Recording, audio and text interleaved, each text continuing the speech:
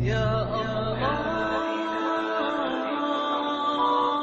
محمد رسول الله لا إله إلا الله محمد رسول يا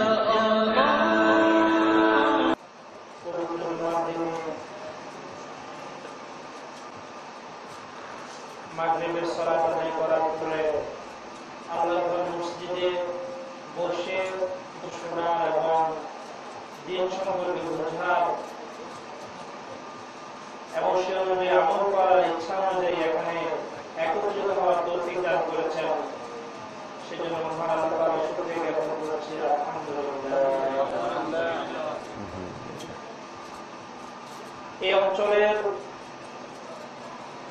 মানুষের বড়ই আল্লাহ তাআলার পক্ষ থেকে একটি নিয়ামত। এই অঞ্চলের মধ্যে আল্লাহ সুবহানাহু ওয়া তাআলা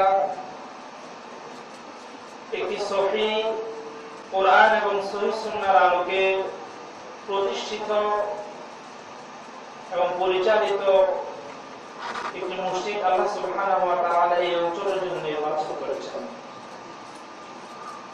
এবং বিশেষ করে আজকের দিনে আমাদের জন্য সৌভাগ্য, আমাদের মাঝে উপস্থিত হয়েছেন বিশিষ্ট আলেমে দ্বীন, ইসলামী গবেষক, গ্রন্থ প্রণেতা,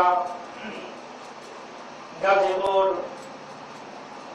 সরকারি বিশ্ববিদ্যালয়ের ইসলামী ডিপার্টমেন্টের সম্মানিত চেয়ারম্যান, পিস টিভি বাংলার আলোচক, শুধু আলোচকই নয়, পিস টিভি বাংলাতে যে সমস্ত আলেমে দ্বীন সেখানে ইসলামের দাওয়াত দিয়ে থাকেন, তাদের মধ্যে সিনিয়র যে সমস্ত আলেমরা রয়েছেন তাদের মধ্যে একজন ডক্টর আহমদুল্লাহ রিশাদি। বাংলাদেশে কোরআন এবং সহিহ সুন্নাহর দাওয়াতের ক্ষেত্রে বিশেষ করে ওই অঞ্চলের দিকে, অর্থাৎ ত্রিশাল, ময়মনসিংহ, বৃহত্তর ময়মনসিংহ বলতে যে অঞ্চলটিকে বোঝায়, সে অঞ্চলের অত্যন্ত সম্ভ্রান্ত একটি পরিবারের জন্মগ্রহণ করেছেন আমাদের সম্মানিত শেখ, এবং সে অঞ্চলে প্রসিদ্ধ একজন আলেমে দ্বীনের সন্তান। ঢাকা সহ বৃহত্তর ময়মনসিংহে এক নামে পরিচিত আমাদের শেখ। উনি যেভাবে আলেমে দ্বীন, লেখক, গবেষক, ইসলামী চিন্তাবিদ, অপর দিক থেকে তিনি সৌরজগতের একজন বিজ্ঞানী, অর্থাৎ সৌরজগৎ নিয়ে তার নিজস্ব গবেষণা রয়েছে। বিশেষ করে আমরা দেখি পৃথিবীর মধ্যে কোরআন এবং সুন্নাহ, বিজ্ঞান কেন্দ্রিক কোরআনিক সায়েন্স, হাদিসের যে সায়েন্সগুলো রয়েছে, এই বিষয়গুলোতে বিশেষ করে সেখানে আলোচনা করে থাকেন। আল্লাহ তাআলা তাকে দীর্ঘ হায়াত দান করুন ইসলাম এবং মুসলিমদের খেদমত করার জন্য। এবং আমি, আমাদের অনেক ভাই আসছেন দূর দূরান্ত থেকে, বিশেষ করে এই এলাকার যারা এখনো বিভিন্ন জায়গায় দাঁড়িয়ে আছেন, সবাইকে মসজিদের মধ্যে আসার জন্য অনুরোধ করছি। এবং পর্দার আড়ালে মা বোনরা যারা আমাদের আজকের এই অনুষ্ঠান শোনার জন্য অপেক্ষা করছেন, তাদেরকেও মারহাবা জানাচ্ছি। হাদিস শরীফের মধ্যে রাসূলুল্লাহ সাল্লাল্লাহু আলাইহি ওয়াসাল্লাম বলেছেন, মাজতামা কওমুন ফি বাইতিন মিন বুয়ুতিল্লাহ ইয়াতলুনা কিতাবাল্লাহ ওয়া ইয়াতাদারাসুনাহু বাইনহুম ইল্লা নাযালাত আলাইহিমুস সাকিনাহ ওয়া গাশিয়াতহুমুর রাহমাহ। রাসূলুল্লাহ সাল্লাল্লাহু আলাইহি ওয়াসাল্লাম বলেছেন, যখন আল্লাহ তাআলার কোন ঘরে আল্লাহ তাআলা রাসূলের, আল্লাহ তাআলার কথা হয়, কোরআন এবং সহিহ সুন্নাহর কথা হয়, সেই মজলিসটিকে ফেরেশতারা বেষ্টন দিয়ে রাখেন। সুবহানাল্লাহি ওয়া বিহামদিহি। যেমন দুনিয়াতে কোন এমপি, মন্ত্রী, প্রধানমন্ত্রী যখন কোন প্রোগ্রামে আসে, দেখা যায় তার বাহিনী নিয়ে আসে তার নিজস্ব গার্ডের জন্য, নিরাপত্তার জন্য, ঠিক তেমনি ভাবে আল্লাহ সুবহানাহু ওয়া তাআলা মুমিনদেরকে সম্মানের জন্য, মুমিনদের নিরাপত্তার জন্য আল্লাহ তাআলার পক্ষ থেকে ফেরেশতা নিয়োজিত করে রেখেছেন। আল্লাহু আকবার। তাহলে কত বড় সম্মানের অধিকারী আমরা। আমরা যারা এখানে উপস্থিত হয়েছি আমাদের সম্মানার্থে, আমাদের নিরাপত্তার জন্য আল্লাহ সুবহানাহু ওয়া তাআলা এই মসজিদের চারপাশে বিশেষ স্পেশাল বাহিনী ফোর্স দিয়ে রেখেছেন আমাদের সম্মানার্থে। আল্লাহু আকবার। এবং আল্লাহ সুবহানাহু ওয়া তাআলা তার রহমত বর্ষণ করছেন। এবং আমরা যারা এখানে উপস্থিত হয়েছি আল্লাহ সুবহানাহু ওয়া তাআলা তার নিকটস্থ ফেরেশতাদের নিকট এই সমস্ত ব্যক্তিদের আলোচনা করছেন যে দেখো এরা আমার কথা শোনার জন্য এসেছে। দীর্ঘ দূর থেকে একজন মুসাফির ডক্টর আহমদুল্লাহ ত্রিশালী আমার কোরআন এবং সহিহ সুন্নাহর কথা বলার জন্য এসেছে, যাকে এই সমস্ত লোক কখনো দেখেনি। ওনারা কোরআন এবং সহিহ সুন্নাহর কথা শোনার জন্য দূর দূরান্ত থেকে এখানে এসেছে। তোমরা সাক্ষী থাকো, আমি এদেরকে ক্ষমা করে দিব। আল্লাহু আকবার। তার কত বড় নিয়ামতের কথা। সুতরাং আমরা যারা এখনো দূর দূরান্ত থেকে আসছি বা বিভিন্ন জায়গায় অপেক্ষা করছি শেখের লেকচার শোনার জন্য, সবাইকে আমি আমাদের মসজিদে আসার জন্য অনুরোধ জানাচ্ছি এবং সবার কাছে আহ্বান জানাচ্ছি। আমাদের শেখ অসুস্থ, ওনার হাড়ের প্রবলেম আছে, উনি হাড়ের রোগী। আপনারা সবাই দোয়া করবেন। বিশেষ করে একজন আলেমে দ্বীন এই পৃথিবীতে অত্যন্ত আল্লাহ সুবহানাহু ওয়া তাআলার কাছে মর্যাদার একজন পাত্র। আল্লাহ তাআলা বলছেন ফামা বাকাত আলাইহিমুস সামাওয়াতু ওয়াল আরদ। এক শ্রেণীর লোক রয়েছে যারা মৃত্যুবরণ করলে এই আসমান এবং জমিন তাদের জন্য ক্রন্দন করে না, কাঁদে না। আর একজন আলেমের মর্যাদা কতটুকু? একজন আলেমের মৃত্যু মানে সমস্ত পৃথিবীর মৃত্যু। তাহলে একজন আলেমে দ্বীন যতদিন পর্যন্ত পৃথিবীতে থাকবে, বিশেষ করে কোরআন এবং সহিহ সুন্নাহর ধারক বাহক যে আলেম রয়েছেন, এই সমস্ত আলেমদের জন্য দোয়া করা আমাদের জন্য কর্তব্য। আমাদের জন্য কর্তব্য।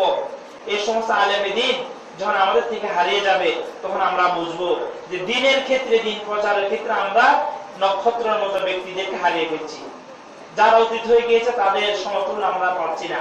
আজকে যারা আমাদের মাঝে উপস্থিত হয়েছে তাদেরকে যদি যথাযথভাবে আমরা মূল্যায়ন করতে না পারি, একদিন যখন তারা থাকবে না তখন অবশ্যই আমরা আফসোস করব।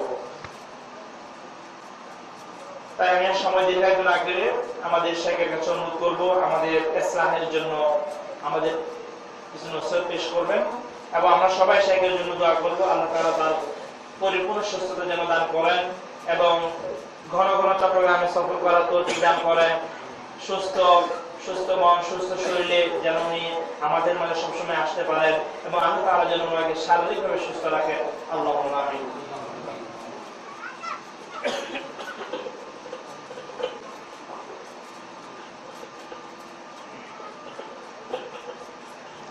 এটা কি সেই বাইরের মাইকের সাথে সংযোগ? ওটাতে দেওয়ার দরকার ছিল না, শুধু ভিতরে হইলেই হতো।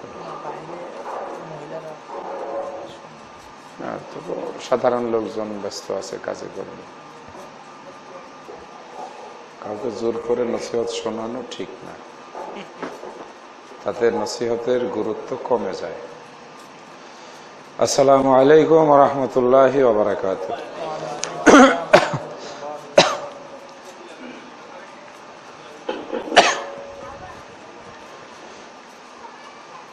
إن الحمد لله والصلاة والسلام على من لا نبي بعد أما بعد فقال الله سبحانه وتعالى إن الدين عند الله الإسلام وقال سبحانه وتعالى خذوا ما آتاكم الرسول وما نهاكم عنه فانتهوا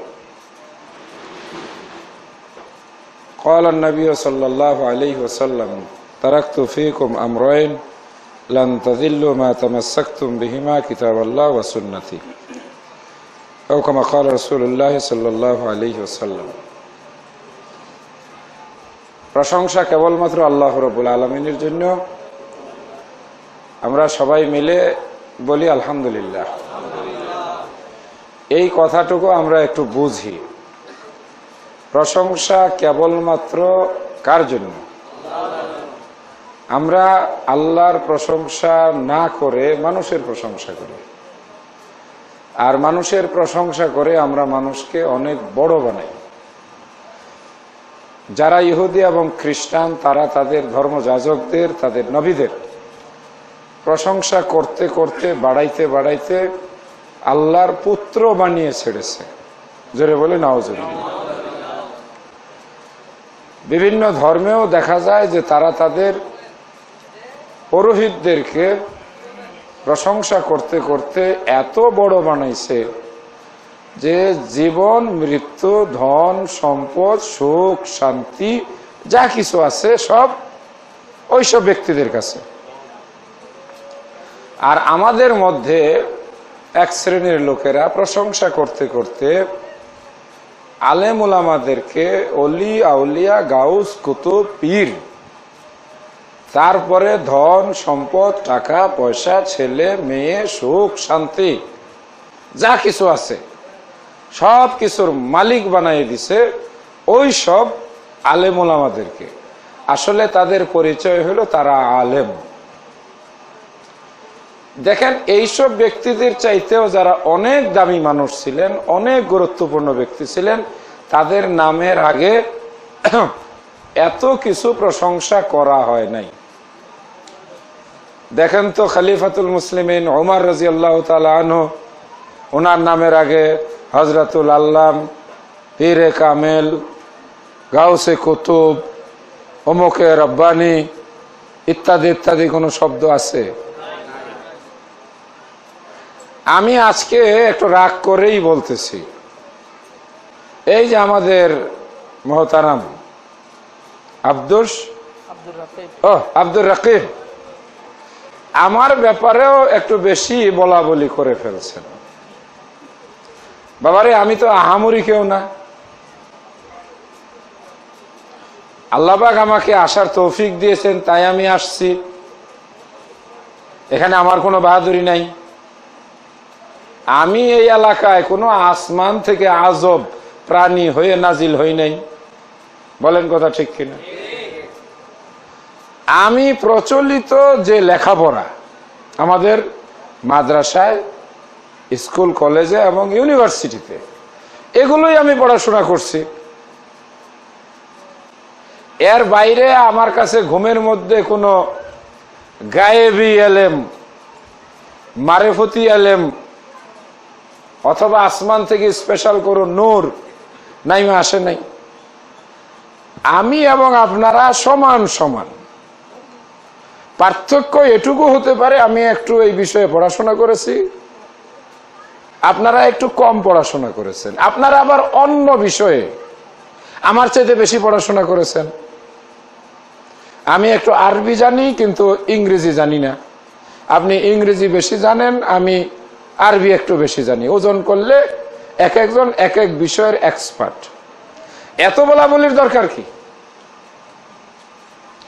যিনি উপদেশ গ্রহণ করবেন তিনি এসে বক্তা কয় ফুট লম্বা, চেহারাটা কেমন, পাগড়িটা কত বড়, দাড়ির মধ্যে কি পরিমাণ মেহেন্দি লাগাইছেন, চেহারার মধ্যে কি পাওয়ারের চশমা লাগাইছেন, এগুলোর তো দরকার নেই। ওনার দরকার হলো যে লোকটা কোরআন এবং হাদিসের কথা বলে কি না, এবং সেই কথাগুলো আপনার দরকার আছে কি না। আপনার যদি সেগুলো প্রয়োজন হয় আপনি কথাগুলো নেবেন, হুজুরের সাইজ সুরত দেখার দরকার নাই। আমি কি বোঝাইতে পেরেছি? তাহলে তো আমরাও বাড়ায় বাড়ায় বললাম। একজন ঢাকা থেকে আসলেই যে রসগোল্লা হবে এমন তো কথা না। চট্টগ্রামেও তো এর চাইতে দামি আলেম। আমরা ঢাকায় থাকি, এই আমি একটা কলেজে শিক্ষকতা করি, হ্যাঁ আমি সরকারি চাকরি করি, নিয়ম মাফিক আমি বিসিএস করেছি, গভর্নমেন্টের সিভিল সার্ভিস অফিসার। আমার কাজই হচ্ছে বাংলাদেশের নাগরিকদের শিক্ষা বিষয়ে উৎসাহিত করা। আমি আজকে জুমার নামাজে বলছি, পড়ুন, নিজে পড়েন, নিজের বাচ্চাদেরকে পড়ান, নিজে শিখেন, নিজের ছেলে মেয়েকে শেখান। শিখতে শিখতে নিজে আলেম হন, সুযোগ আছে। একজন আলেম হয়েছে তার পিছনে দৌড়ানোর দরকার নাই। মানুষ সবসময় সুযোগ খোঁজে। যখন আমি দেখবো যে আমার জুতাটা একজনে নিতেছে, আমার ব্যাগটা একজনে নিতেছে, তখন আমি বলবো যে ভালোই তো আরাম পাইলাম, তাই না? আমি তখন আরেকটু সুবিধা নেওয়ার চেষ্টা করব। আর যদি দেখি যে না সবাই আলেম, বিশ্ববিদ্যালয়ে যখন আমরা যাই সবাই প্রফেসর, তখন কেউ কারো ব্যাগ ধরে না, নিজের নিজের ব্যাগ টাইনা নিয়ে যায়, এটাই উত্তম। আর এটাও আল্লাহ তাআলা বলছেন ওয়ালা তাজিরু ওয়াজিরাতুন বিজরা উখরা, কিয়ামতের দিন যার তার বোঝা নিজেকেই বহন করতে হবে, কেউ কারো বোঝা নিবে না। সম্মানিত এলাকাবাসী, আমার প্রিয় দোকানদার এবং যারা পরিশ্রম করে হালাল উপার্জন করেন, আপনাদের প্রতিটি ঘামের কণার যথেষ্ট দাম। যারা আপনারা গার্মেন্টস শ্রমিক, আজকে যাদের এই মুহূর্তে ছুটি, ছুটির দিনে আপনারা একটু রিল্যাক্স করেন, একটু বেড়ান, এটাই স্বাভাবিক। এটা তো জীবন, এটা তো মেশিন না। 6 দিন কাজ করার পরে একদিন ছুটি পেলে একটু বেড়ায় মানুষ, হাঁটাহাঁটি করে, সাগরের পাড়ে যায়, এতে একটু মনটা প্রফুল্ল হয়। আর এই সময়ে আজকে এই বাঁশের ছাউনি দেওয়া মসজিদে কিছু আল্লাহর বান্দার সামনে, আমি আহমদুল্লাহ ঢাকা থেকে এসেছি একটা প্রোগ্রামে, আর এই মসজিদের কিছু যুবকেরা আমাকে এখানে নিয়ে এসেছে। আপনাদের যদি হাতে সময় থাকে, অবসর থাকেন, তাহলে এসে আমাদের সঙ্গে বসতে পারেন, কারণ এখানে কিছু কথা আপনাদের জন্য দরকারি বলা হবে। কেন দরকারি বললাম? কারণ সামনে যে সময়টা আসতেছে, এই সময়টা বড় দামি সময় মুসলমানদের জন্য, ইমানদারদের জন্য। কি সময় আসতেছে আমাদের সামনে? রমাদানুল মুবারক। দোকানদার ভাইরা যারা আছেন, আমাদের গার্মেন্টস শ্রমিক যারা আছেন, মা বোনেরা যারা আছেন, আবার আমার সামনে মসজিদে মুসল্লি যারা বসা আছেন, রমজান কি ভাগ ভাগ করে কারো জন্য আলাদা আলাদা আসবে নাকি সবার জন্যই আসবে?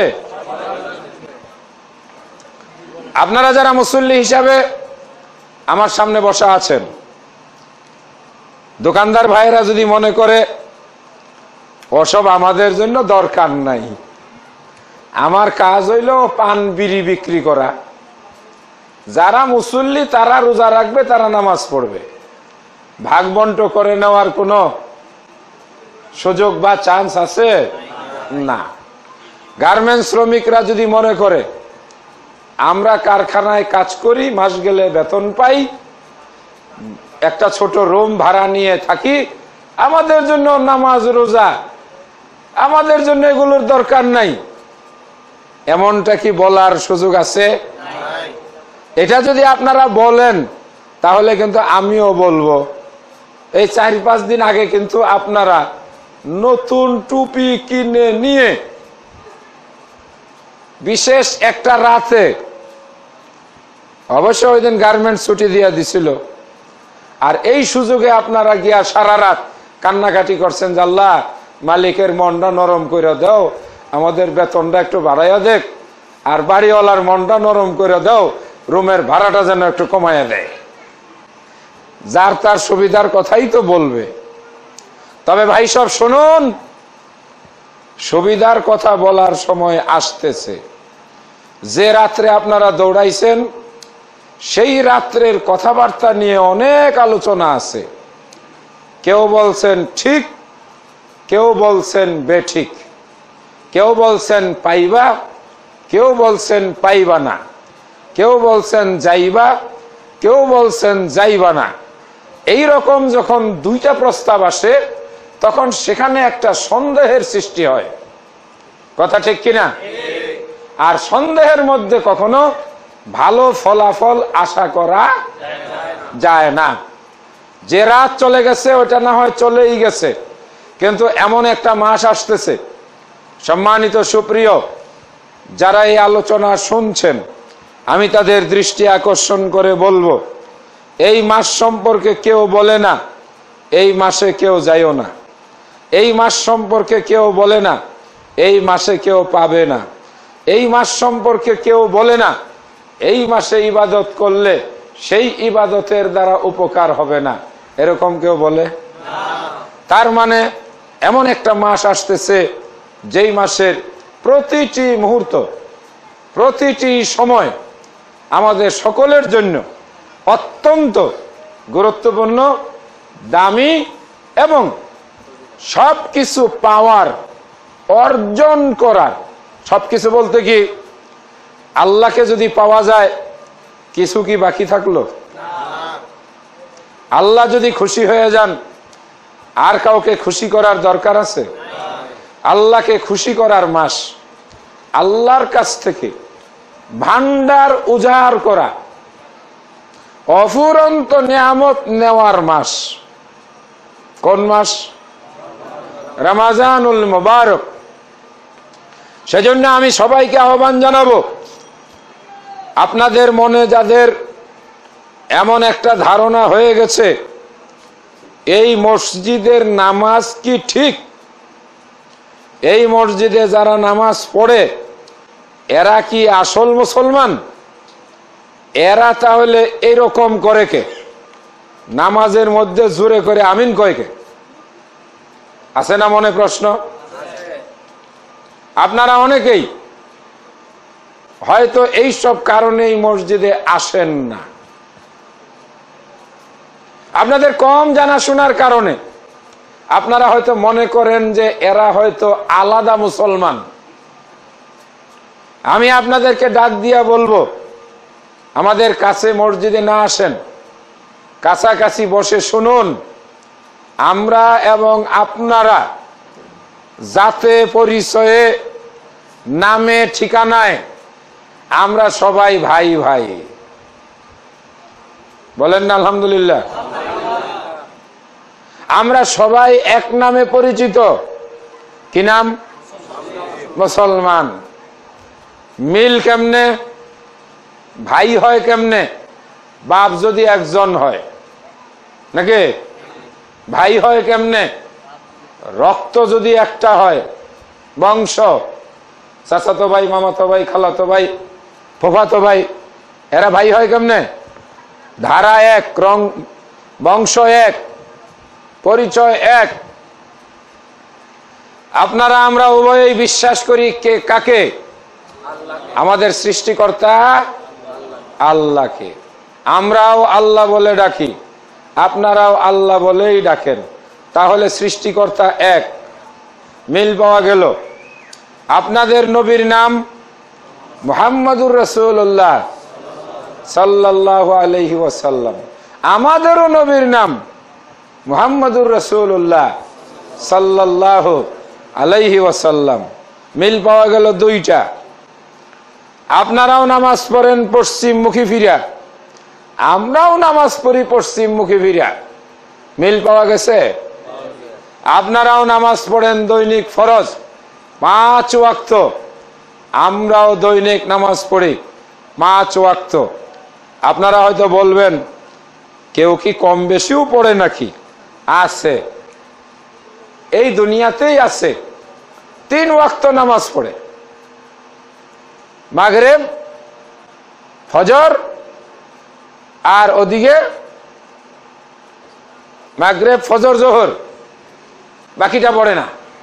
এরা শিয়া সম্প্রদায়। ফলে পৃথিবীতে 2 ওয়াক্ত পড়িয়াও আছে, সূর্য ওঠার সময় 1 ওয়াক্ত, সূর্য ডোবার সময় 1 ওয়াক্ত। তাদের সঙ্গে আমাদের মিল নাই, আপনাদেরও মিল নাই।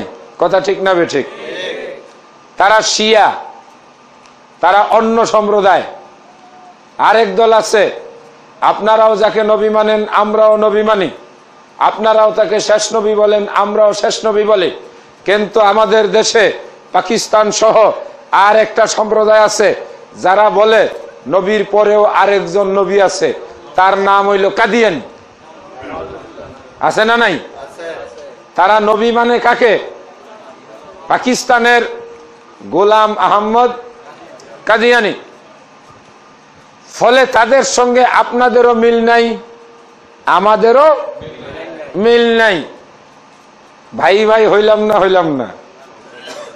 আমি বিশেষ করে সহিহ হাদিস ভিত্তিক যারা নিজেরা চলেন, আমাদের অন্য জামাতি ভাইদের সঙ্গে কখনো মনের দূরত্ব রাখবেন না। আপনি যদি ভাই হয়ে থাকেন, তাহলে ভাই হিসাবে ভাইয়ের দোষ ত্রুটি ভুলগুলো, আপনি আপনার ছোট ভাইয়ের মধ্যে যদি কোনো ভুল দেখেন, আপনি কি তাকে ছেড়ে দিবেন নাকি তাকে সংশোধন করে দিবেন? এটাই আমাদের দায়িত্ব। ও মুসলমানেরা, আজকের বর্তমান মুসলিম সমাজে হাজারো হাজারো ভুল, হাজারো হাজারো ইসলামের ভিতরে বিষাক্ত ফরমালিন, আমের মধ্যে ফরমালিন, ফলের মধ্যে ফরমালিন, মাছের মধ্যে মেডিসিন, দুধের মধ্যে মেডিসিন দিচ্ছে না? ঠিক অনুরূপ নামাজের মধ্যে ভেজাল, রোজার মধ্যে ভেজাল, ঈমানের মধ্যে ভেজাল। কারণ আমরা বাংলাদেশের মুসলমানেরা একটু বেশি সরল সোজা। বলেন কথা ঠিক না বেঠিক? অন্য দেশে ভেজাল চলে না, অন্য দেশের বিচার আচার খুব কড়া, আমাদের দেশে সব চালানো যায়। কথা ঠিক কিনা?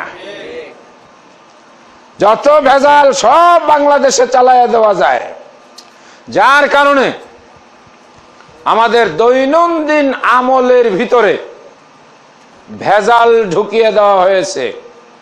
হয়তো বলবেন, কেমন করে ভেজাল ঢুকাইল? আমাদের সরলতার সুযোগে। কিসের সুযোগে? বাংলাদেশের মানুষ খুব সরল, গার্মেন্টসে কষ্ট করে পরিশ্রম করে টাকা কামাই করে। ওদেরকে আইসা যদি বোঝানো হয় খাজা বাবার নামে 100টা টাকা দিয়ে দাও, ভাগ্যটা খুলে যাবে, সরল কথা বিশ্বাস করে পরিশ্রমের পয়সাটা খাজা বাবার গাজা খাওয়াইয়াদের পকেটের মধ্যে চলে যায়। বলেন কথা ঠিক না বেঠিক?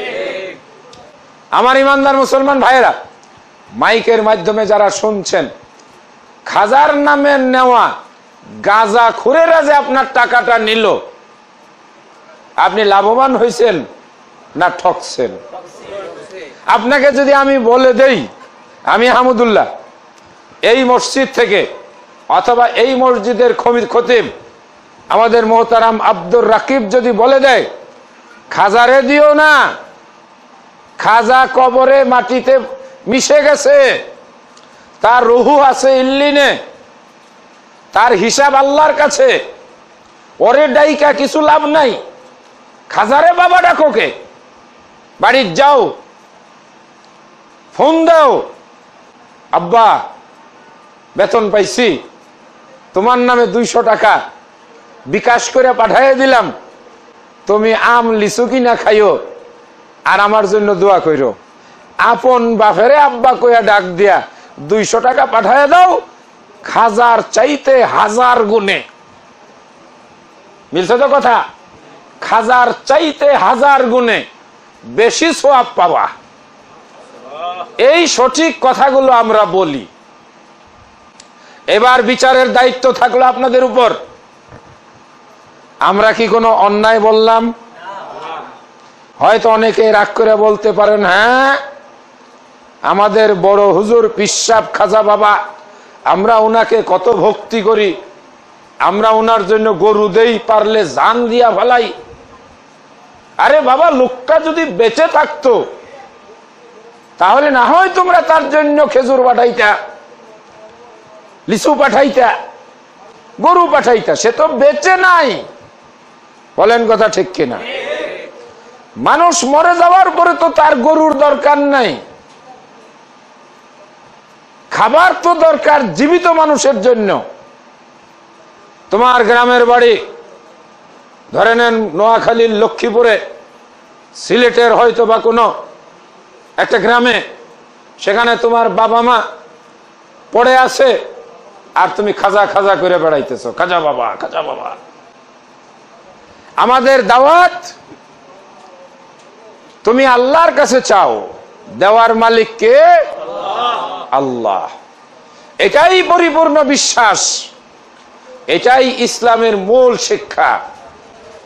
আজকের মুসলমানদেরকে এই মৌলিক শিক্ষা থেকে, মূল শিক্ষা থেকে আমাদের এক শ্রেণীর বর্তমান সময়ে সুবিধাবাদী কিছু আলেম, এই কথাটি অপ্রিয় হলেও বলতে হলো, যেহেতু তারাই মানুষের সরলতার সুযোগে তাদের কাছ থেকে নিজেদের স্বার্থ হাসিল করার জন্য বিভিন্ন বানাওয়াট, মিথ্যা, সব খালি স্বপ্নে পাওয়া সমস্ত ঘটনা ঘুমের মধ্যে। মাঝে মাঝে দুই একটা বক্তৃতা শুনে আমি অবাক হই, অমুক পিসাব নাকি আগুনের ভিতরে যায় নামাজ বিছায়া নামাজ পড়ছে। আমি জিজ্ঞাসা করলাম, ওই শয়তানের আগুনের ভিতরে যাওয়ার দরকারটা কি? ওটা তো শয়তান, কারণ শয়তানরে আগুন দিয়া বানাইছে, ও আগুনের ভিতরে যাইতে পারে, কোন মানুষ আগুনের ভিতরে যাইতে পারে না। আল্লাহর এক প্রিয় বান্দা ইব্রাহিম আলাইহিস সালাতু ওয়াস সালামকে আগুন জ্বালিয়ে ওই আগুনের ভিতরে কাফের মুশরিক বেঈমানেরা ইব্রাহিম আলাইহিস সালামকে নিক্ষেপ করেছিল। আল্লাহর উপরে অগাধ বিশ্বাস ইব্রাহিম আলাইহিস সালাম আল্লাহর কাছেই বলেছিলেন, রব্বুল আলামিন, উদ্ধার করলে তুমি, ধ্বংস করলেও তুমি, বাঁচালেও তুমি, মারলেও তুমি। কিন্তু আল্লাহর অশেষ মেহেরবানিতে আল্লাহ সুবহানাহু ওয়া তাআলা ওই আগুন থেকে ইব্রাহিম আলাইহিস সালাতু ওয়াস সালামকে রক্ষা করেছিলেন। আগুনকে সরাসরি আল্লাহ পাক নির্দেশ দিয়েছিলেন, হে আগুন, কুনি বারদাম ওয়া সালামান আলা ইব্রাহিম, ইব্রাহিমের জন্য আগুন তুমি ঠান্ডা হয়ে যাও। আল্লাহ তো আপনাকে জায়নামাজ বিছাইয়া ভণ্ডামি কিছু দেখানোর জন্য এই জায়নামাজ দিয়া পানির উপর নামাজ পড়বেন, বাতাসে বিছাইয়া নামাজ পড়বেন, আগুনের মধ্যে বিছাইয়া নামাজ পড়বেন। আমার আপনার নবী, নবী মুহাম্মদুর রাসূলুল্লাহ সাল্লাল্লাহু আলাইহি ওয়াসাল্লাম যেদিন থেকে নামাজ ফরজ হয়েছিল, মৃত্যু পর্যন্ত যে নামাজ আদায় করলেন, কোনদিন তো তিনি পানির মধ্যে যায় নামাজ বিছাইলেন না, বাতাসের উপরে যায় নামাজ বিছাইলেন না, আগুনের মধ্যে যায় নামাজ বিছাইলেন না। আপনার পিশাব কি তাহলে নবীজের চাইতে বড় কেরামতিওয়ালা হয়ে গেল? আপনি বিবেকবান মানুষ,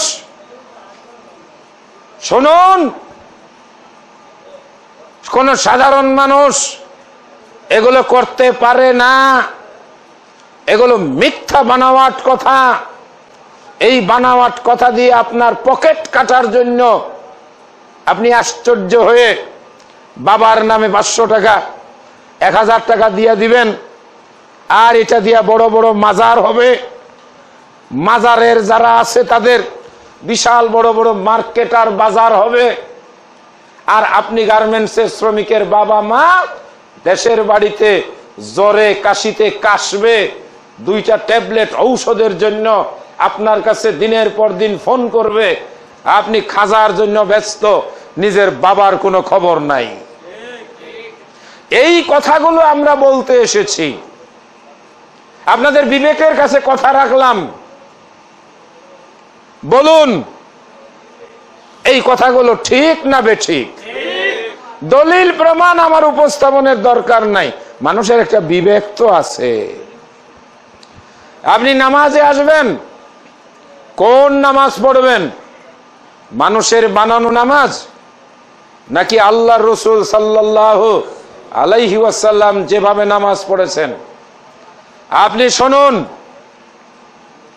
চট্টগ্রামের বড় বড় মসজিদ, আপনি বলবেন আমি নামাজ পড়লাম, কই? কেউ তো সেখানে চিৎকার দিয়া আমিন বলে না। কি একটা বাঁশের ছাপড়ার মসজিদ, 12-13 জন মুসল্লি নামাজ পড়ে, হ্যাঁ, এরা নামাজের মধ্যে কয় আমিন। এরা মুসলমানই না, বলে না এরকম?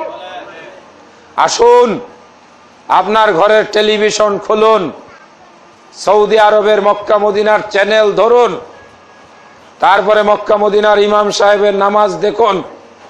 কাবা ঘরে যদি আমিন বলে আর আপনার এই সাগরের পারের বাঁশের ছাপড়ার মসজিদে যদি আমিন বলে, তাহলে আপনার বিবেকের কাছে আমার প্রশ্ন, দুইটাকে মিলান। ওখানেও আমিনের শব্দ শোনা যায়, এখানেও আমিনের শব্দ শোনা যায়, তাহলে কি এই মসজিদটা কাবা ঘরের অনুকরণে বানানো? কাবা ঘর ঠিক নাকি চট্টগ্রামের বড় বড় মসজিদে আমিন বলে না ওইটা ঠিক? আপনার বিবেক দিয়ে মিলান, বলেন কথা ঠিক না বেঠিক? কাবা ঘরের ইমাম সাহেবকে যদি আপনি টেলিভিশনে দেখেন বুকের উপরে হাত বেঁধেছে, আর আপনার শহরের ইমাম সাহেবকে যদি দেখেন নাভির নিচে পানির ট্যাঙ্কির উপরে হাত বাঁধছে, পানির ট্যাঙ্কি বুঝেন তো, তাহলে আপনি আপনার বিবেককে জিজ্ঞাসা করেন কাবার ইমাম ঠিক নাকি আপনার চট্টগ্রামের চকচকা মসজিদের ইমামের নামাজ ঠিক? যদি বলেন কাবার ইমামের নামাজ ঠিক না, আমাদেরটাই ঠিক, তাহলে যে আমার বিনয়ের সঙ্গে বলতে হবে একটু পড়াশোনা করেন, চোখ কান খুলেন, দলিল দস্তাবেজ দেখেন। দাগ খতিয়ান নাম্বার না থাকলে ওই জমিনের কোনো ভিত্তি নাই। কথা ঠিক না বেঠিক? আপনি জমিন কিনবেন, মাটি দেখলেন চকচকা, তাই না? চতুর্দিকে দেখলেন বাউন্ডারি বেড়াও আছে, মনে করলেন না জমিন ঠিক আছে। কেউ একজন বললেন শোনো, ওই চকচকা ওয়াল টল দেখে হবে না, কাগজ চাও। আপনি বললেন রাখো কাগজ, কাগজ দিয়া কি হবে? আমি যদি আপনাকে বলি আরে না, জমিনের আসল জিনিস কাগজ, আপনি বললেন ওসব মানি না। আমি যদি আপনাকে বুঝাইয়া বলি না রে ভাই ওইটাই ঠিক, তারপরেও কি আপনি বলবেন দলিলের দাগ খতিয়ান দরকার নাই? কি কোন আপনারা একটু দেখুন, শুনুন। এখন আপনাদের ঘরে দোকানে দোকানে টেলিভিশন আছে, ও দোকানদার ভাইরা, সারাক্ষণ খালি গান বাজনা নিয়ে ব্যস্ত থাকেন না, মাঝে মাঝে একটু কোরআন হাদিসের কথাও শুনেন। আজান হলে মসজিদে এসে নামাজ আদায় করেন। মনে রাখবেন আপনাকেও একদিন টুপ করে মরতে হবে, আপনি অনন্তকাল বেঁচে থাকবেন না, যেহেতু মৃত্যু সামনে। সুতরাং আমি রমজানুল মুবারকের আগে সাবধান করতে চাই। টেলিভিশন ভালো জিনিস, টেলিভিশন খারাপ জিনিস। ওই রিমোটের ভিতরে মক্কা মদিনার নামাজ দেখার সুযোগ আছে, আছে না নাই? ওই টেলিভিশনে পিস টিভির মাধ্যমে ইসলামের আলোচনা শিখার সুযোগ আছে। ওই টেলিভিশনের মাধ্যমে বিভিন্ন চ্যানেলের ইসলামী আলোচনা দেখার সুযোগ আছে।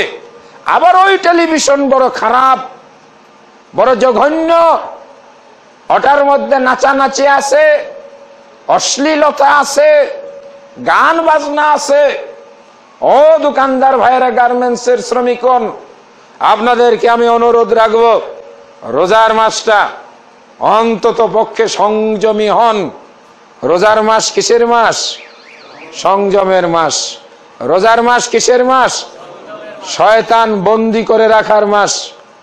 আল্লাহর নবী বলছেন সুলসিলাতিশ শায়াতিন, শয়তানকে শৃঙ্খলিত করা হয়।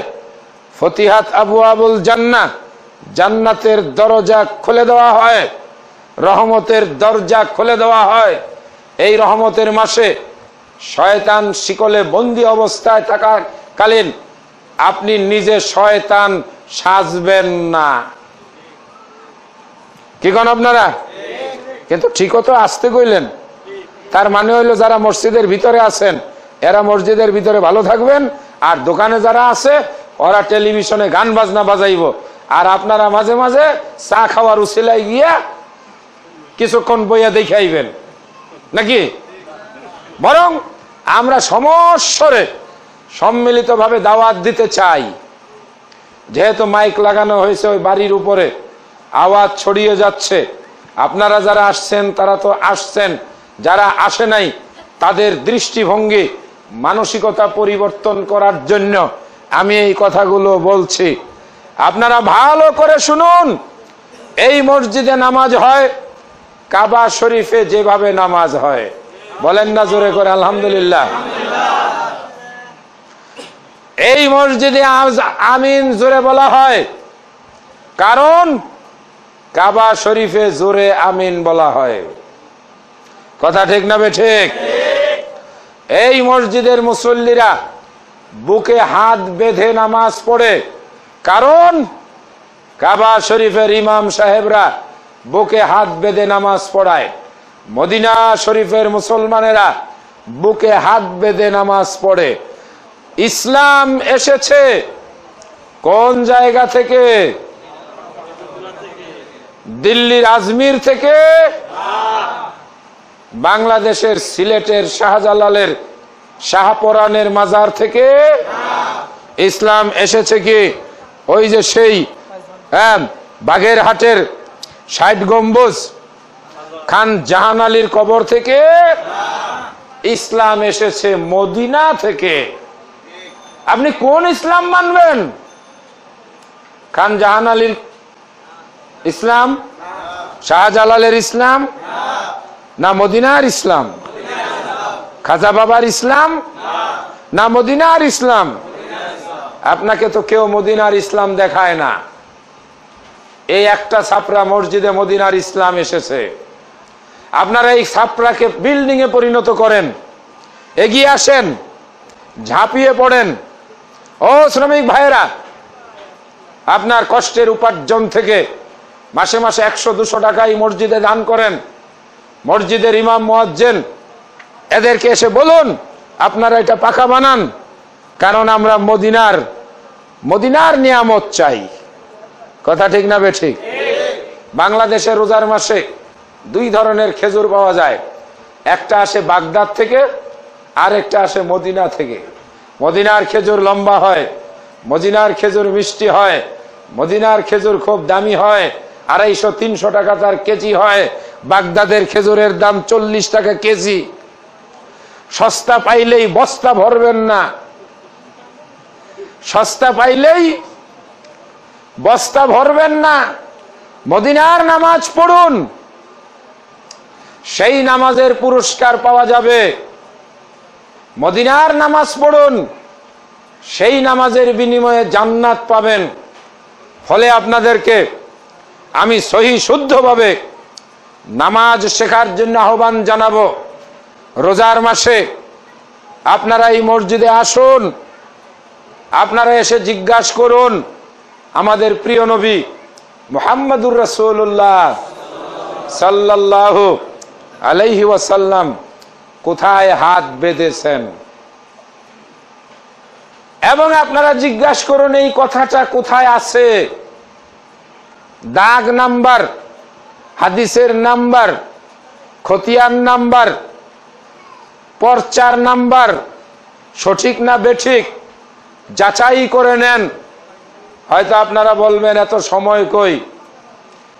দোকানদার ভাইরা, যখন আপনি পাইকারি বাজারে জিনিস কিনতে যান 10 বার উল্টায়া পাল্টায়া দেখেন না ঠিক আছে কিনা? যারা ঔষধের ব্যবসা করে ঔষধের প্যাকেটের গায়ে দেখে নেয় ওটার এক্সপায়ার ডেট ঠিক আছে কিনা। জোশ কিনতে গেলে তারা কিন্তু বেহুশ হয় না, আগে দেখে নেয় ওইটার টাইম ঠিক আছে কিনা। সব জায়গায় যাচাই চলে। আম কিনতে গেলে নাকের কাছে নিয়ে শুঙ্গে দেখে মেডিসিনের ঘ্রাণ আছে কিনা, আবার খাইয়াও দেখে। সব কিছু আপনি যাচাই করে কিনেন। আল্লাহর দিন ইসলাম পালন করার সময় আপনি এখানে যাচাই করতে চান না, আপনি এখানে ভালো মন্দ বিচার করেন না। এটা কি আপনার বুদ্ধিমানের পরিচয় হলো? না। যারা আমার সামনে বসে আছেন যুবক ভাইরা, যারা ইতিমধ্যে যাচাই বাছাই শুরু করেছেন, আমি তাদেরকে মোবারকবাদ জানাই, ধন্যবাদ জানাই। ইতিমধ্যেই আপনাদের মধ্যে একদল সচেতন যুবক তৈরি হয়েছেন, যারা সহি জিনিস খুঁজছেন, সহি জিনিস, সঠিক জিনিস গ্রহণ করছেন, অপর ভাইয়ের কাছে পৌঁছায়া দিচ্ছেন। আমি আপনাদের কাছে কয়েকটি অনুরোধ রাখব। আল্লাহ সুবহানাহু ওয়া তাআলা কোরআনে নির্দেশ দিয়েছেন, তোমরা মানুষকে আহ্বান করো, মানুষকে দাওয়াত দাও। উদউ ইলা সাবিলি রাব্বিকা বিল হিকমাতি ওয়াল মাউইজাতিল হাসানা। মানুষকে সুকৌশলে সুন্দর উপদেশের মাধ্যমে, কাউকে কটাক্ষ করে নয়। আমাদের গার্মেন্টসের শ্রমিকরা জানে না, তাই তারা মানে না। আমাদের দোকানদার ব্যবসায়ীরা, ওরা কোনোদিন এগুলো শুনে নাই, তাই তারা এগুলো মানে নাই। এটা তাদের অপরাধ নয়, দোষ নয়। তারা শুনতেছে, এখন তারা মানবে ইনশাআল্লাহ। যেমন আপনারা শুনছেন, আপনারা এখন মানছেন, আপনারা সচেতন হয়েছেন। নিজের বাবা বাদ দিয়ে খাজা বাবার কাছে গরু নিয়ে কে কে যাবেন? হাত তুলেন। একজনও নাই। মসজিদের ভিতরে একজনও পেলাম না। মসজিদের বাইরে যারা আছেন তারাও যাবেন না, ওখানে গিয়ে কিছু পাবেন না। ওখানে গিয়ে যেটা পাবেন সেটার নাম হইল ধোঁকা। কি বলেন? সেখানে গিয়ে যেটা পাবেন সেটার নাম কি? ধোঁকা।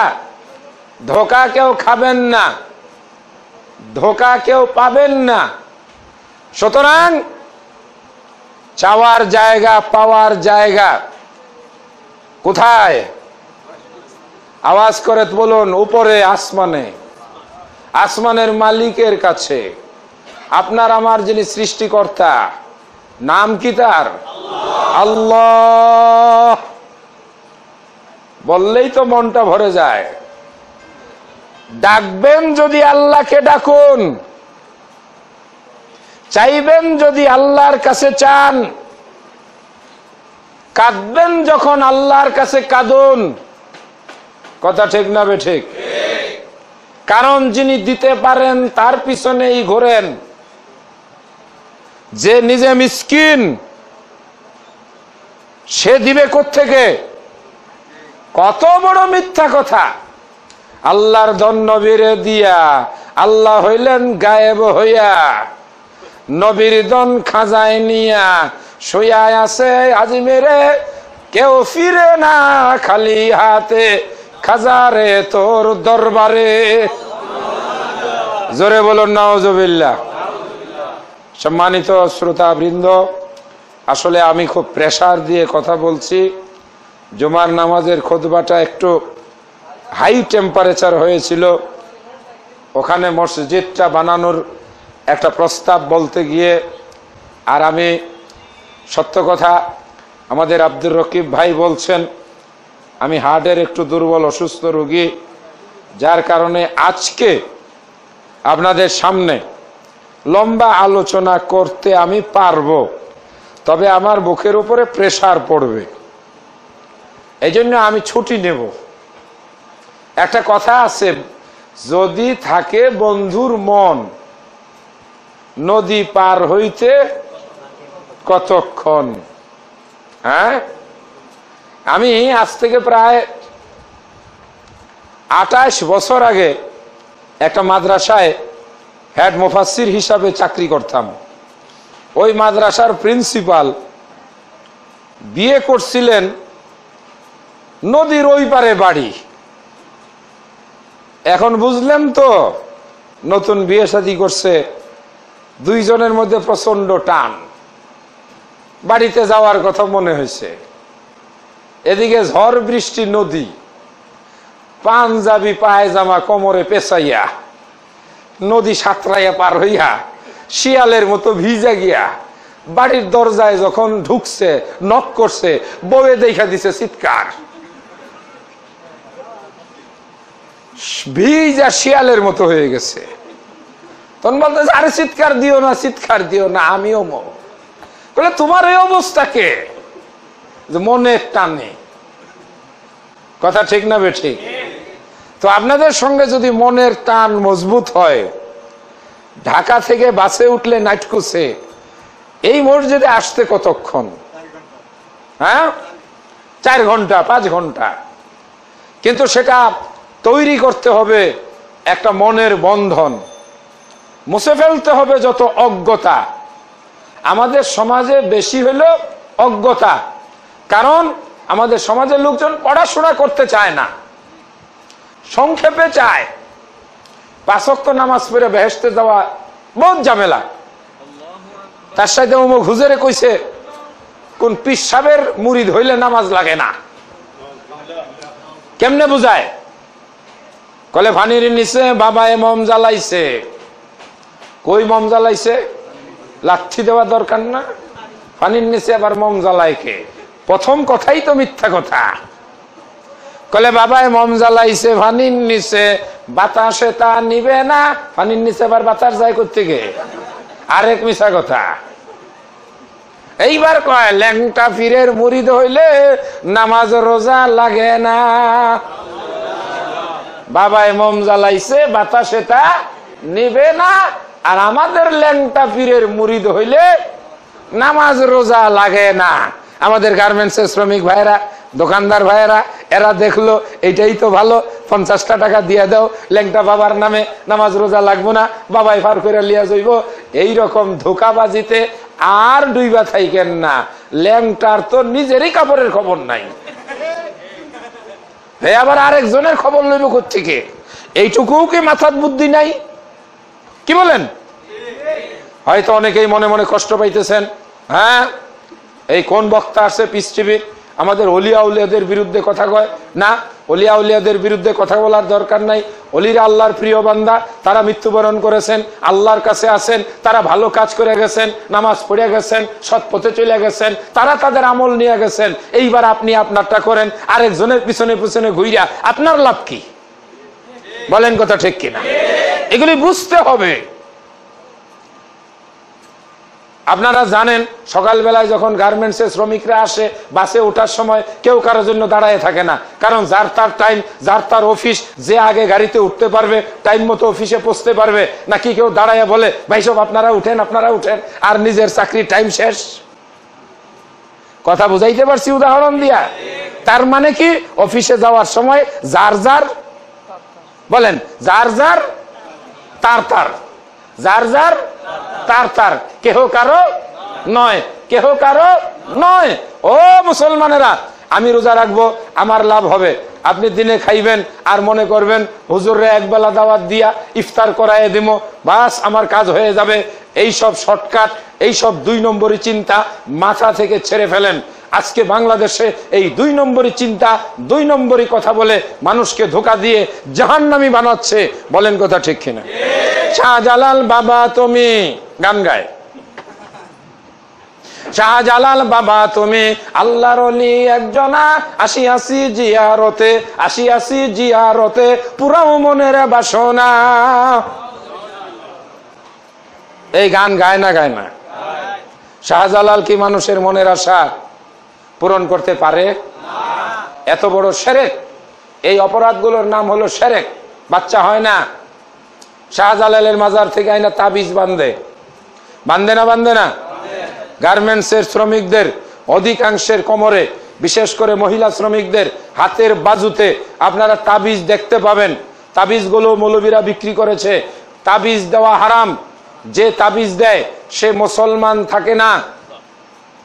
এটা আমার মুখের কথা না, স্বয়ং বিশ্বনবী মুহাম্মদুর রাসূলুল্লাহ সাল্লাল্লাহু আলাইহি ওয়াসাল্লাম বলছেন, মান তাআল্লাকা তামিমাতান ফাকাদ আশরাকা। যে ব্যক্তি তাবিজ লটকাইলো, হাতে তাবিজ বাঁধলো, সে ব্যক্তি শিরক গুনাহ করলো। আর যে ব্যক্তি শিরক গুনাহ করলো সেই ব্যক্তি জাহান্নামে যাবে। আমি আহমদুল্লাহ শরীরে কোনো তাবিজ নাই। আমাদের ময়মনসিংহ, ঢাকা, গাজীপুর এলাকায় আগের কোনো ছেলে বা মেয়ে, ভাই বোন মারা গেলে ওইটাকে ওই দেশে বলে মল্যার বাচ্চা, মানে আগেরটা মরছে পরেরটারও মরার ঝুঁকি আছে, এই জন্য গলায় তাবিজ দেয়। আমি কিন্তু মরি নাই, আমার গলায় তাবিজ নাই, কারণ আমার আগে আমার ইমিডিয়েট ভাই যেটা মারা গেছে আমার জন্মের আগে।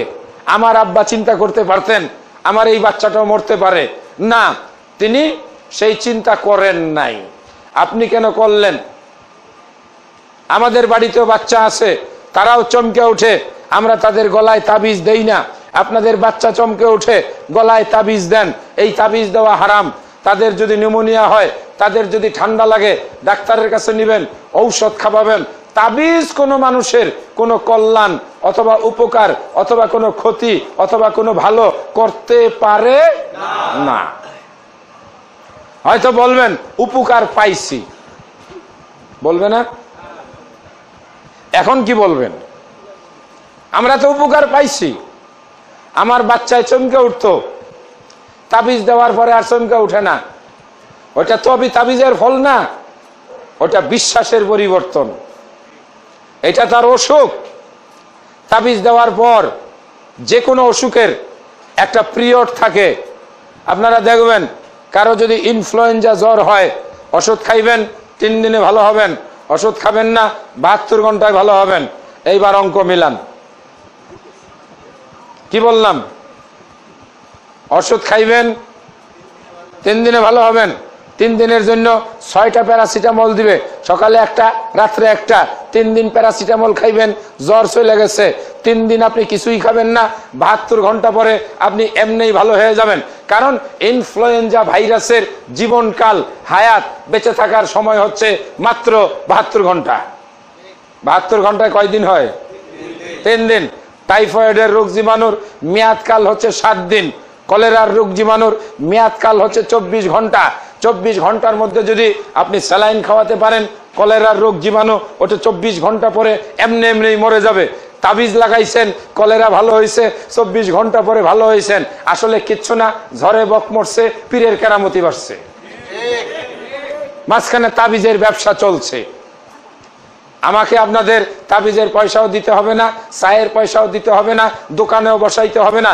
তারপরেও আমি আপনাদেরকে হক কথাগুলো চালাক হওয়ার জন্য নিজের পকেটের পয়সাটা, নিজের বাক্সের পয়সাটা, নিজের হালাল উপার্জনের পয়সাটা রাখার জন্য আমি বুদ্ধিগুলি বলে গেলাম, এইভাবে টাকা পয়সা নষ্ট করবেন না। হ্যাঁ, যখন চাইবেন কার কাছে চাইবেন? আল্লাহর কাছে চাইবেন। দেওয়ার মালিক আল্লাহ। আমার সম্মানিত ভাইয়েরা, ইজা সাআলতা ফাসআলিল্লাহ, যখন চাইবে তখন আল্লাহর কাছে চাও। ইয়্যাকা না'বুদু ওয়া ইয়্যাকা নাস্তাঈন, আমরা কেবলমাত্র একমাত্র শুধুমাত্র আল্লাহর ইবাদত করি এবং আল্লাহর কাছেই সাহায্য চাই। আজকে মুসলমানদেরকে আল্লাহর কাছে সাহায্য না চাইয়া ঘোরায় দেওয়া হয়েছে। যাও, ছেলে চাইবা বাবার কাছে। ঢাকায় একজন তো সন্তান দেওয়ার একবারে বড় বড় সাইনবোর্ড টানায় দিছিল, পরে দেখা গেল ওখানে দুনিয়ার জঘন্য বেবিচারের কারখানা খুলেছে, জিনার কারখানা খুলেছে। এখন তার ছেলে দেওয়া, সন্তান দেওয়া বন্ধ হয়ে গেছে। জোরে বলেন নাউজুবিল্লাহ। ডিম পরা, পানি পরা, তাবিজ পরা অথবা সুতা বান্ধা, এই সমস্তই হচ্ছে ইসলামী শরীয়তের দৃষ্টিতে শিরক গুনাহ। শিরক গুনাহ। ও মুসলমানেরা, রমজান মাসে সহি শুদ্ধভাবে আল্লাহর নবী যেভাবে রোজা পালন করেছেন, বিশ্বনবী মুহাম্মদুর রাসূলুল্লাহ সাল্লাল্লাহু আলাইহি ওয়াসাল্লাম যেভাবে সালাত আদায় করেছেন, আল্লাহর নবী মুহাম্মদুর রাসূলুল্লাহ সাল্লাল্লাহু আলাইহি ওয়াসাল্লাম যেভাবে কিয়ামুল লাইল, তারাবির নামাজ আদায় করেছেন, আপনারা এই মসজিদে এসে ঠিক সেইভাবে তারাবির নামাজ আদায় করেন। আল্লাহ সুবহানাহু ওয়া তাআলা আপনাদেরকে বরকত দান করবেন। সম্মানিত মুসলিম ভ্রাতৃমণ্ডলী যারা উপস্থিত আছেন, রমজান মাস ইবাদতের মাস, রমজান মাস কোরআন নাজিলের মাস, রমজান মাস কোরআন তিলাওয়াতের মাস। বেশি বেশি করে রমজান মাসে কোরআন তিলাওয়াত করবেন, কিয়ামতের দিন কোরআন এবং রমজানের সিয়াম অথবা অন্য সময়ের সিয়াম, অন্য সময়ের কোরআন তিলাওয়াত আল্লাহ সুবহানাহু ওয়া তাআলার সামনে দাঁড়িয়ে যাবে। বলবে রব্বুল আলামিন আমরা কথা বলবো। আল্লাহ বলবেন কোরআন তুমি কি বলতে চাও? আল্লাহ তখন জিজ্ঞেস করবেন কোরআন বলো তোমার কি দরখাস্ত? কোরআন তখন বলতে থাকবে রব্বুল আলামিন যাকে তুমি বিচারের কাঠগড়ায় দাঁড় করিয়েছ, যাকে তুমি জাহান্নামের ফয়সালা দিয়েছ, আমি তার ভিতরে ছিলাম, আমাকে সে সম্মান করেছে, আমাকে সে তিলাওয়াত করেছে গভীর রাত্রে হৃদয়ের মমতা নিয়ে, ভালোবাসা নিয়ে। ইয়াসিন ওয়াল কুরআনিল হাকিম ইন্নাকা লামিনাল মুরসালিন আলা সিরাতিম মুস্তাকিম। এক একটা আয়াত পড়েছে, তার চোখ দুইটা ভিজে গেছে, হৃদয়টা আপ্লুত হয়েছে। রব্বুল আলামিন যে আমাকে ভালোবাসতো, আমাকে বুকে জড়ায় ধরতো, আমাকে আদর করত, আমাকে তিলাওয়াত করত নামাজে, সকালে, সন্ধ্যায়। রব্বুল আলামিন আমি সেই কোরআন তোমার কালাম, আমি আমার তিলাওয়াতকারীকে জাহান্নামে নিয়ে যেতে দিতে পারি না। আমি তার জন্য তোমার কাছে সুপারিশ করছি, তাকে তুমি ক্ষমা করে দাও, মাফ করে দাও, তাকে তুমি জাহান্নাম থেকে মুক্তি দিয়ে দাও। আল্লাহ নবী বলেন কোরআনের শাফাত আল্লাহ গ্রহণ করবেন। জোরে চিৎকার করে বলেন সুবহানাল্লাহ। আমার বক্তব্যটি আসলেই আমি আর দীর্ঘ করতে পাবো না, 2-4-5 মিনিটের ভিতরেই শেষ করে দেব। সত্য কথা যেটা, আমার খুব প্রেসার দিয়ে কথা বলতে হচ্ছে, চাপ দিয়ে কথা বলতে হচ্ছে। বক্তারা যদি স্বাভাবিক ইজি ভাবে কথা বলতে না পারে তাহলে তাদের জন্য এটা খুব বিপজ্জনক। হ্যাঁ, আমি ইজি ভাবে স্বাভাবিকভাবে আলহামদুলিল্লাহ আপনাদের দোয়ায় একই বৈঠকে 7 ঘন্টা, 7.5 ঘন্টা, 5-6 ঘন্টা তো স্বাভাবিক, 3-4 ঘন্টা তো এটা আমরা সবসময় বলি, বলার জন্য কোনো কষ্ট হয় না। বাট আজকে মনে হয় আমি বেশি দূর কথা রাখতে পারবো না। তবে দুটো অনুরোধ রেখে যাব, এই দুটা জিনিস কিয়ামতের দিন আপনার জন্য শাফাআতকারী হবে। এই দুজনের প্রতি আপনারা যত্নশীল হবেন। একজনের নাম কোরআন, আরেকজনের নাম সিয়াম।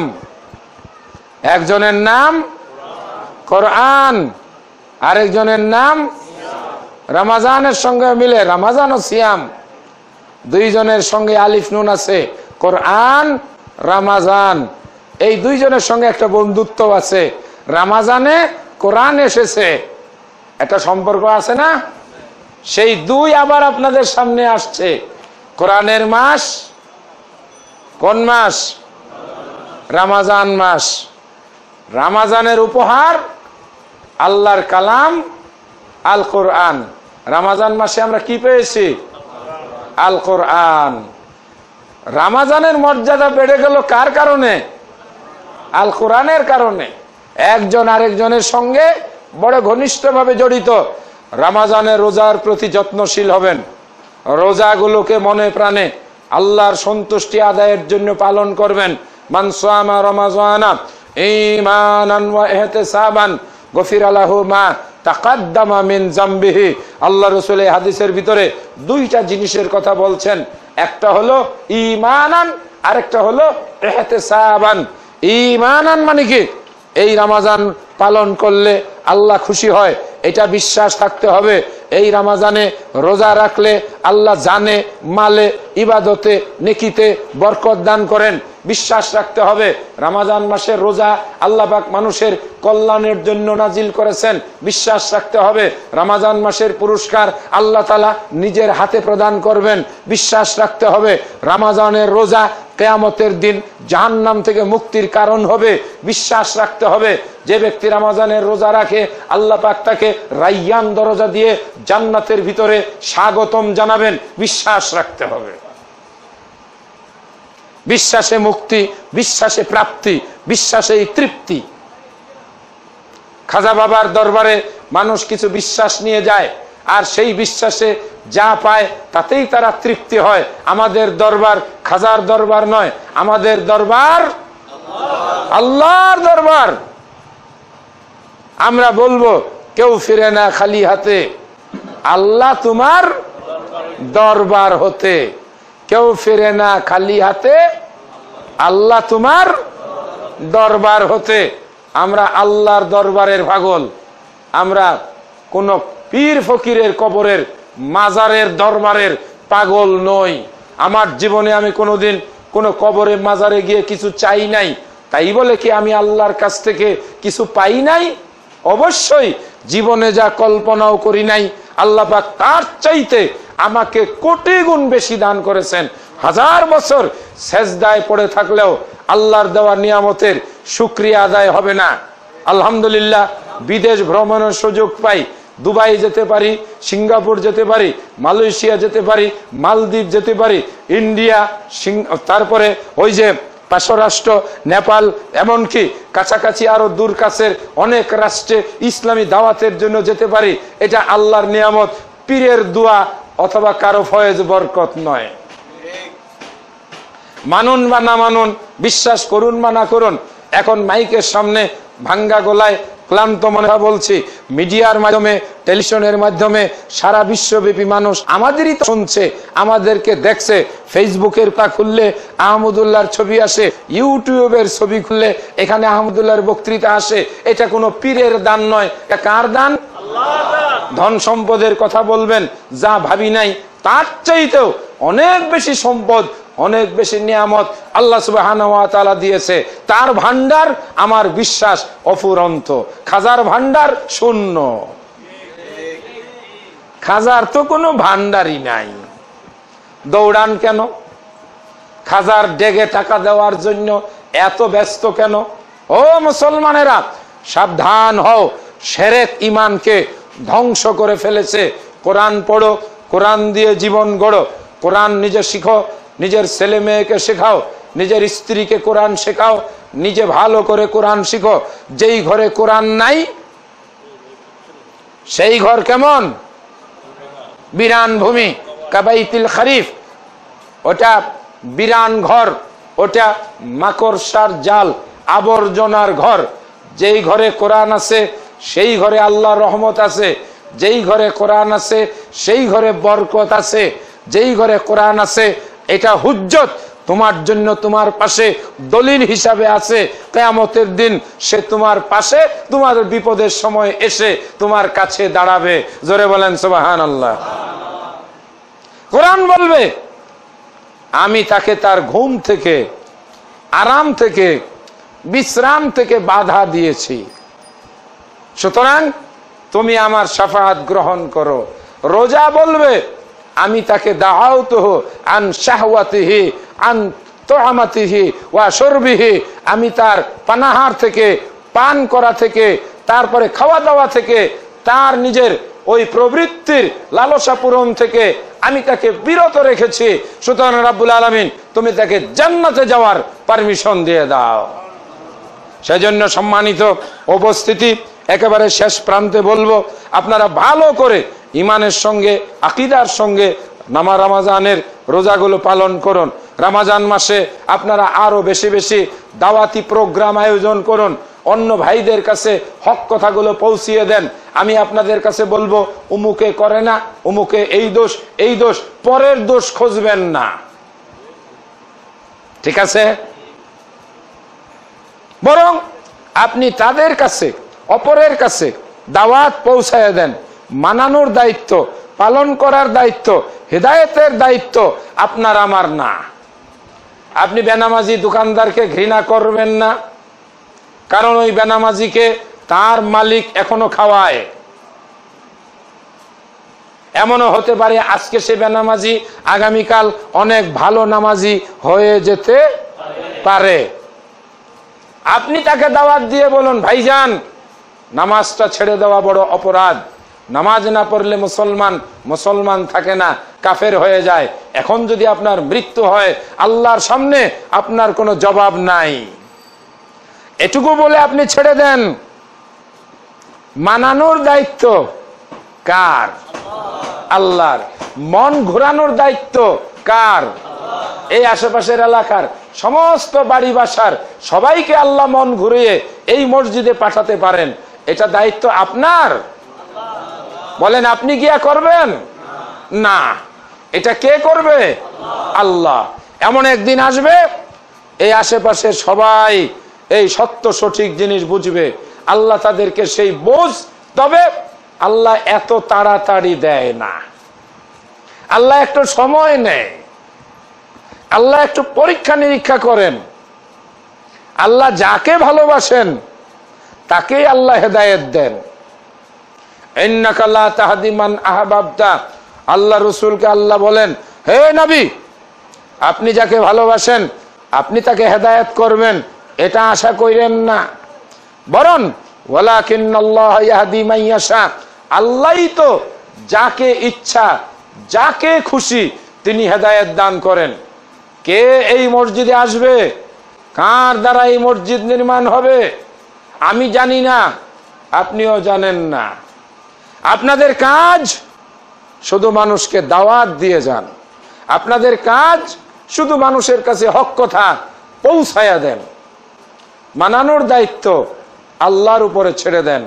আল্লাহ সুবহানাহু ওয়া তাআলা আমাদেরকে সঠিক কথাগুলো মেনে চলার তৌফিক দান করুন, আমিন।